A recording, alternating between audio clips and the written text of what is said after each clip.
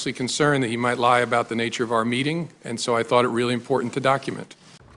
Former FBI Director James Comey breaks his silence in highly anticipated testimony. Comey revealed the details of a critical conversation with the president. This testimony happened before the Senate Intelligence Committee. Senators wanted to know whether the president tried to interfere with the FBI's investigation into campaign connections with Russia. Mola Lenghi has the very latest tonight from Capitol Hill.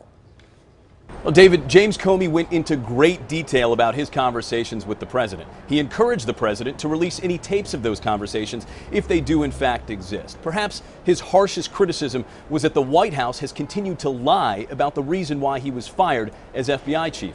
After his testimony, President Trump's attorney accused Comey of a crime. And as you know, we're under siege. You understand that. But we will come out bigger and better and stronger than ever. You watch. President Trump promised to keep fighting, just as former FBI Director James Comey told Congress the president fired him because of the investigation into Trump campaign ties with Russia. I was fired in some way to change, or the endeavor was to change the way the Russia investigation was being conducted. That is a very big deal. This is Comey's first public statement since being fired May 9th. Today, Comey admitted he leaked material to the press through a trusted friend because of the president's tweets warning he might have tapes of the meetings. I asked him to because I thought that might prompt the appointment of a special counsel. Some senators pushed Director Comey about his lack of a response when President Trump asked him to back off the investigation into fired National Security Advisor Michael Flynn. Why didn't you stop and say, Mr. President, this is wrong. I cannot discuss this with you? It's a great question. Maybe if I were stronger, I would have.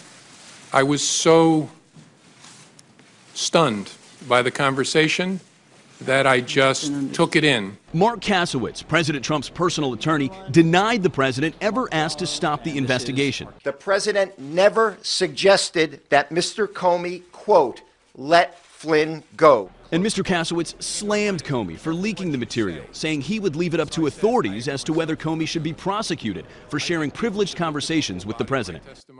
Comey would not conclude whether or not, in his view, the president obstructed justice, but he did suggest that the investigation by special counsel Robert Mueller would ultimately do just that. Mola Lenghi, Capitol Hill, KDKA-TV News.